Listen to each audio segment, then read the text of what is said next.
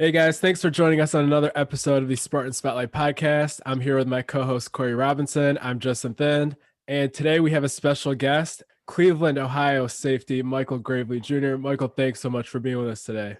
Thanks for having me. Go green. Yes, sir. Go away. So I guess right away, might as well get some of the main questions out of the way about your recruitment. Can you just run us through real quick why Michigan State? What were kind of the main reasons that you chose the Spartans? Well, one of the main reasons I chose Michigan State from day one, from the start, they just gave me that different bond, that different feeling. Like the brotherhood was just there. I love the staff, Coach Mike Tressel, Coach Mel, Coach Ron Burton. They just all been there for me since day one. They showed me the love. They gave me the support. Before all my games, they made sure I was good. They was into just more than just football. They asked me about school, what I wanted to do after school. They just basically just drove me and my family. So that was a good choice for me to choose MSU. And I'm very happy to be a Spartan. Definitely. And then just following up on that real quick, because I know when Coach Tucker took over, one of the first things that I saw some people point out in the media is that he's from Ohio and that he had a connection with Ted Ginn Sr., who was your coach at Glenville. Yes, And sir. I know Coach Ginn, he has sent a few people to play for Coach Mel. I think there were one or two guys at Colorado. But so That's did right. that play any sort of a role at all too? Did Coach Ginn kind of put you on to like what kind of dude Coach Tucker is, anything like that? I mean, it played a role definitely, but like at the same time, Coach Ginn always tell me go wherever my heart feels tells me to go. Like he never like would drive me to something I Yeah. don't want to do or don't want to go. So I just looked into Coach Tuck. I built a great bond with him. He's a special coach. Coach Tuck remind me of Coach Ginn. I just love Coach Tuck. Like I can talk to him about life. I can talk to him about anything. Like I can go to him about any situation I'm having. Coach Tuck is a great guy, and I can't wait to get there and start getting the work in with him. So now moving from Coach again, you had to transfer this year to Euclid because they didn't have football It's COVID. where you were. So how was that transition to you? And the fact that you played corner at Euclid, do you think that's something that will really help you at the next level to enhance your cover skills even more as in that 4-2-5 that Michigan State's gonna probably be running?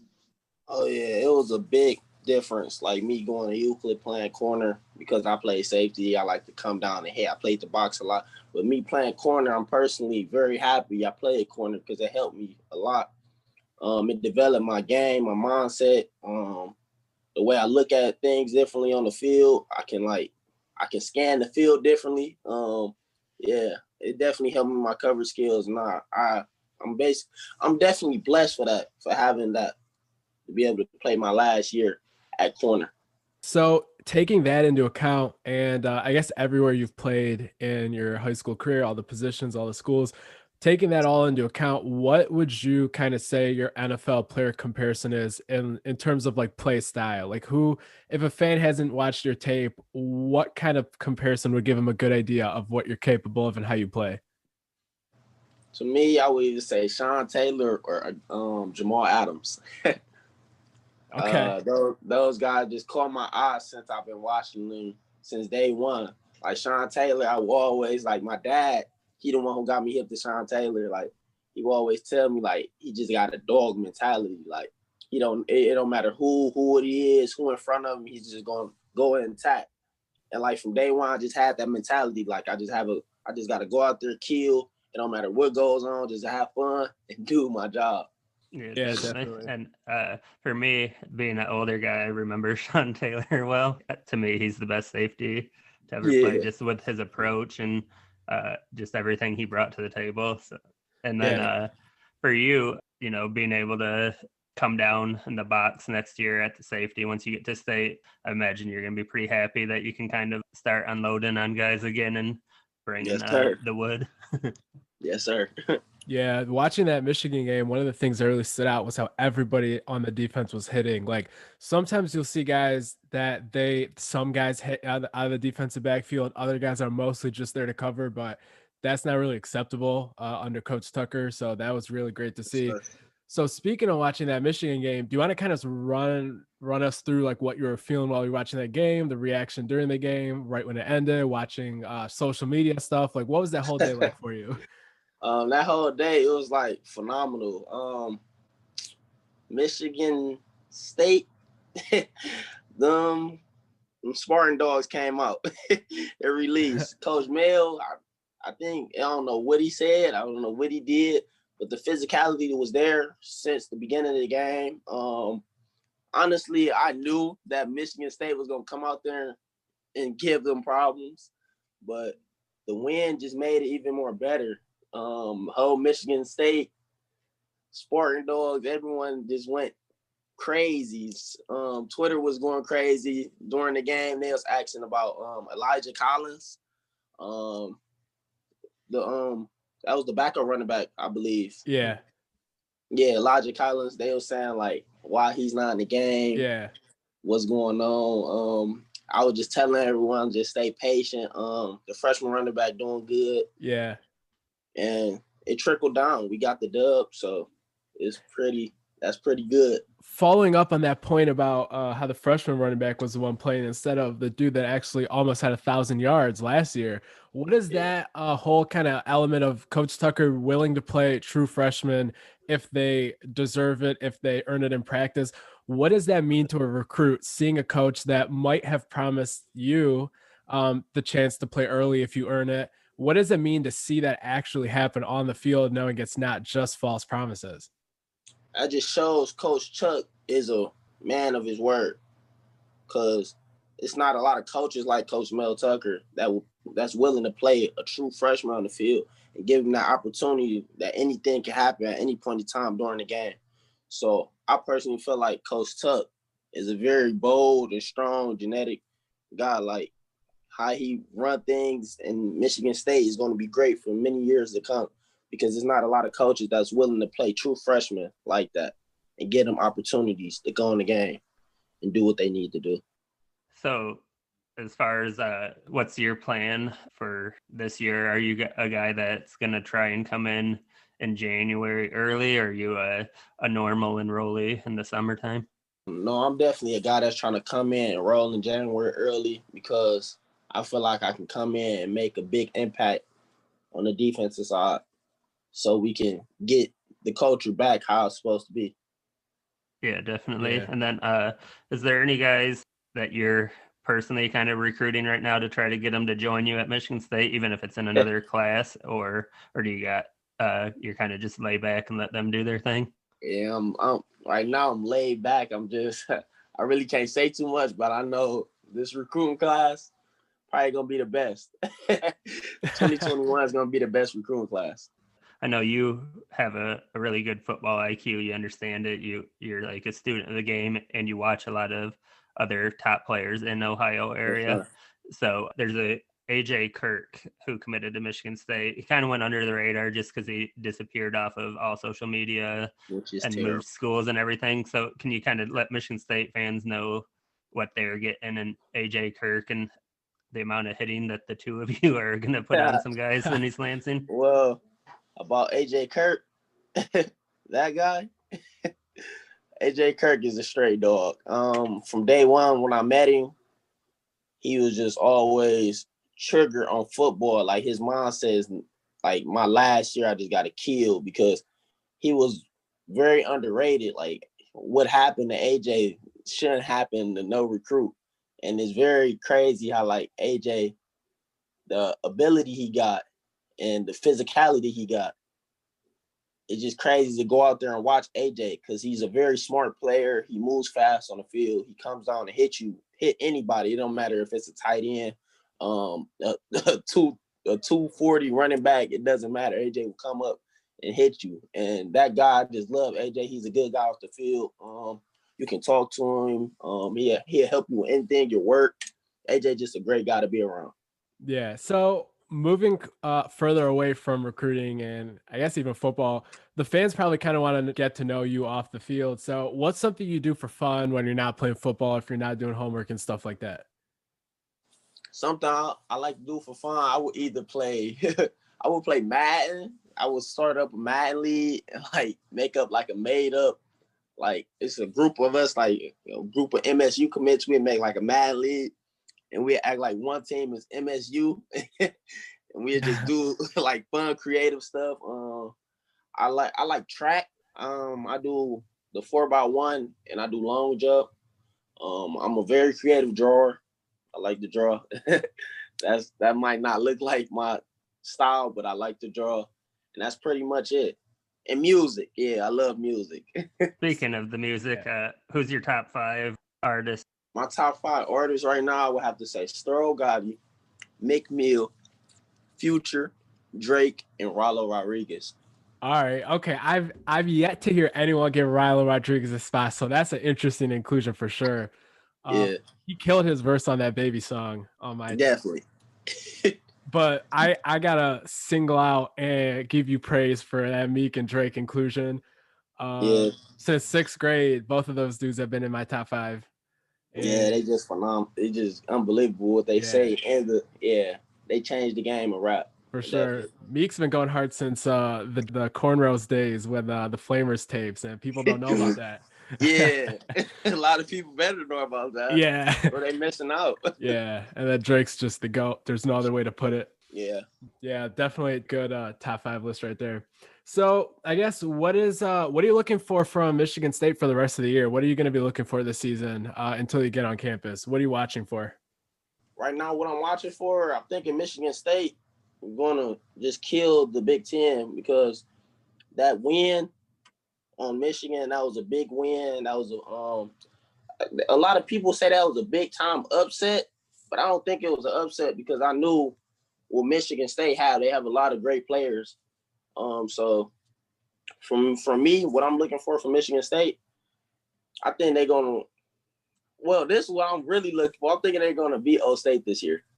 A big upset with O State. That's what I truly believe. Like that's the belief I have in Michigan State. I think they just can sweep through the Big Ten, beat O State, and win the Big Ten championship. Okay. All right. Well, we have you on audio, so if that happens, everybody knows who called it first. Everybody knows who to credit.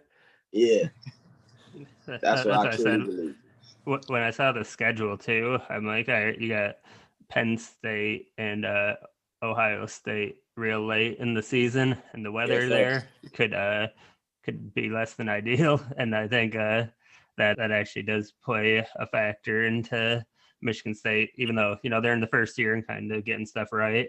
Sure. You get some weather in there, and guys aren't able to be as comfortable as normal, so you start hitting them, and they're going to start missing the passes and all that, and then next thing you know, you got a ball game, and the most physical team wins.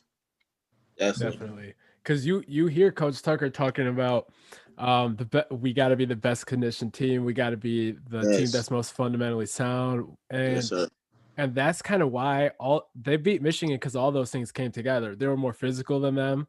They played faster than them, and that led to Michigan kind of wearing down a little bit, and Michigan State didn't, because they're well conditioned. But all right, well, thanks a lot for joining us, Mike. Thanks for having me. Yes, sir. And for those that haven't watched this tape, definitely go check that out. Sean Taylor's definitely the kind of comparison I'd say. Definitely a Sean Taylor or Brian Dawkins type. You're going to be seeing helmets flying around the field when he's done hitting people in the next 3-4 years here. And thanks again, Mike, and go green. Go white. So hopefully you guys enjoyed our interview with Ohio safety Michael Gravely Jr. Just touching on some recruiting topics. Actually, right while we were recording this interview on Tuesday night with Gravely, that's when there were some developments in the defensive backfield of this 2021 recruiting class. Right at about 7:10, MSU re-offered Aromorion Smith, who's a safety for River Rouge High School. And about 3 minutes after that, Jah'von Grigsby decommitted from the class. So that was obviously the response for Grigsby telling the staff that he was going to reopen his recruitment. So Corey, do you kind of want to touch on the chain of events right there and kind of what's happening with what happened with Grigsby's recruitment, and then what you kind of see in Aromorion Smith if he's chosen as his replacement in the class? Yeah, definitely. So we'll start with Grigsby first, get the bad news out of the way. He was the guy that a couple months ago, I think on the underground bunker, a month and a half, I don't know, COVID time messes with you.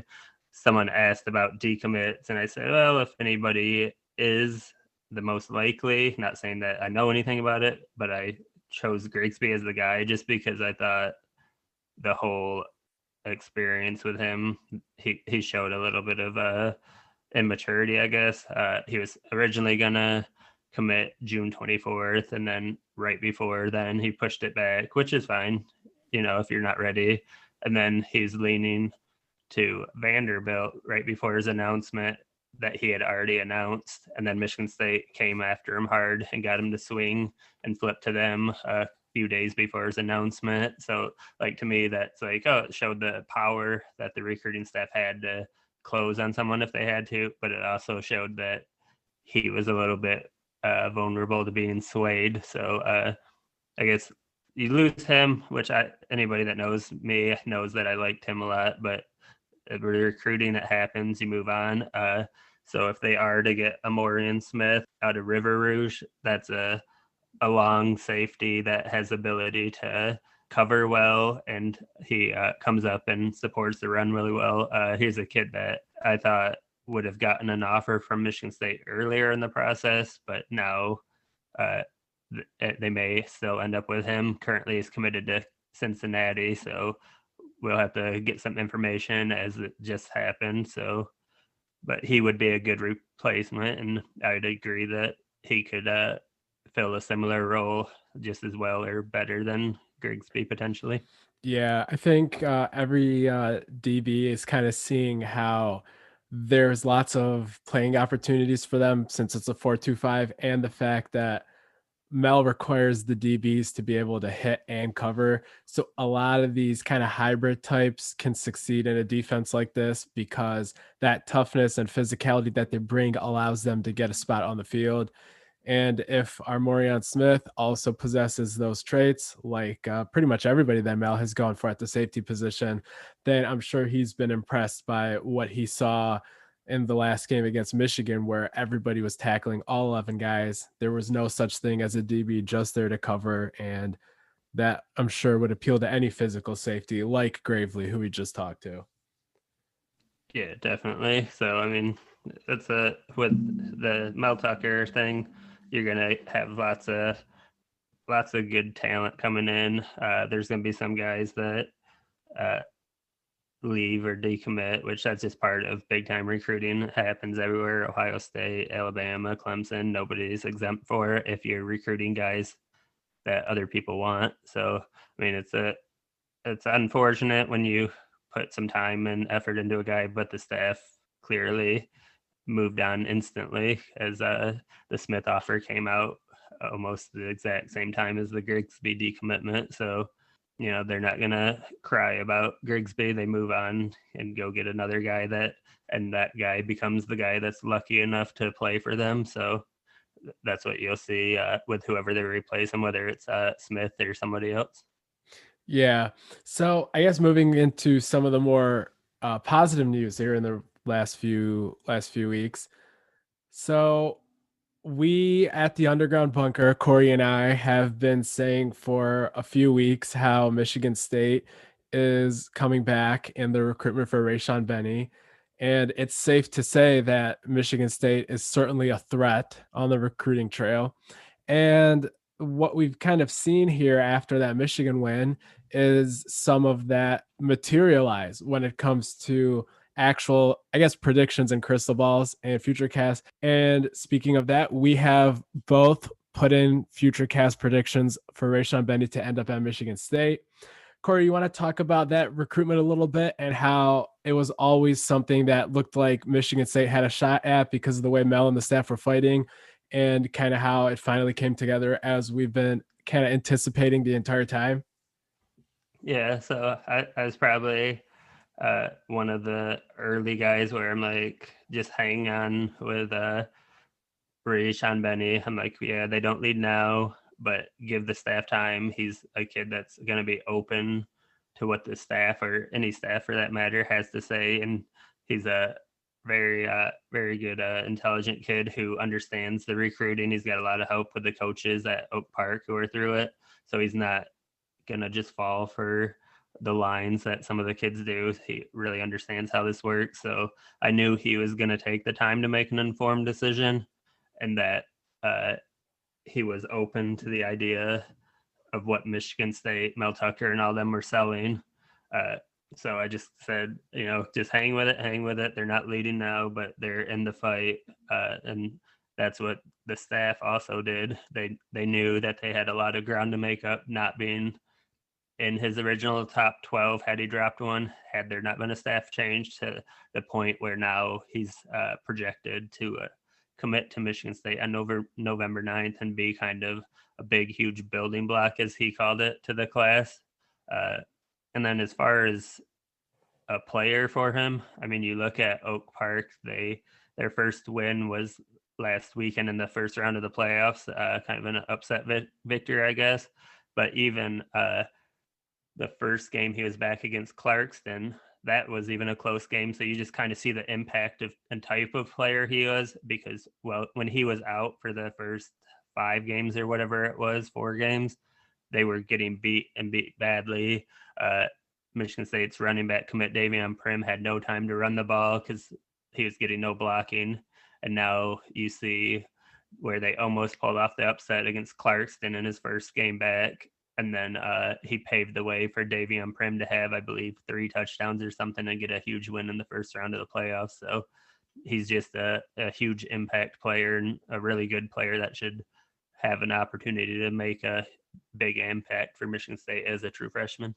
Yeah, I remember. So basically, growing back a few weeks, you had been saying how this is a recruitment that's not as tilted towards Michigan as many had thought. I remember even I was kind of thinking that Michigan might have been kind of a lock back in, I want to say, like June. And you had stayed consistent with your belief the entire time that Michigan State was surging. And then I know right around the time that we had that podcast with him and we had that lengthy conversation with him, and how you were having conversations with him the whole time, that it really was what you were saying about this is not wrapped up whatsoever by any stretch of the imagination. And we kind of put that out there about how, hey, this is not a done deal. And I know some people were still not willing to believe that it really was as positive as it was sounding at the time, because people in the industry were kind of not even willing to jump into that belief. But the more that time went on, the more he was willing to listen to Coach Mel and the staff. And then that win obviously didn't hurt Michigan State. So that was going to be an interesting thing to look at the effects of. And as it looks right now, it seems like it probably has paid off for Mel and the staff the way they've recruited him recently. So speaking of having some shifts in recruitments, is there anybody else that we might want to look out for that is at least worth monitoring, even if nothing is concrete, that might have had some sort of Michigan ties that now maybe might not in the future, possibly? Yeah, East Lansing wide receiver Andrel Anthony. That's another guy. Saturday definitely didn't hurt Michigan State's chances, watching Michigan State's wide receivers cook the Michigan DBs all day with deep routes, and let the guys kind of make their own, be creative and be themselves in the routes. I think that's something that obviously would catch his eye, but this was a thing well before Saturday that there's maybe a little bit of questioning his decision to go to Michigan prior.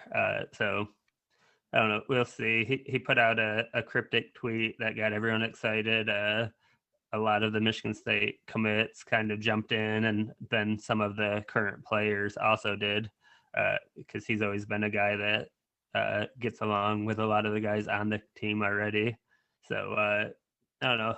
We'll see where it goes. I would not be surprised to see Michigan State close on this, but Andrel will have some questions to answer, and I would imagine he may make these decisions after his playoff run, but I'm not 100% on that yet. Yeah. Plus, if he waits until then to decide, it would also give him the chance to see how Michigan plays in these next few games that they have on the schedule.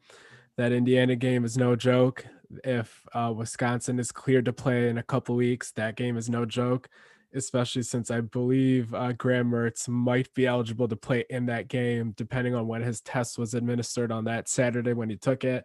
And after that, they go and play in Piscataway. I don't know if they lose that game, but this is a very different Rutgers team than before. And then right after that, I believe they play Penn State. It is a very realistic chance that they are sitting with a losing record more than halfway through the year. So it's going to be interesting to see how the Michigan Wolverine season plays out while Andrel is still in the playoffs and is willing to consider all of his options.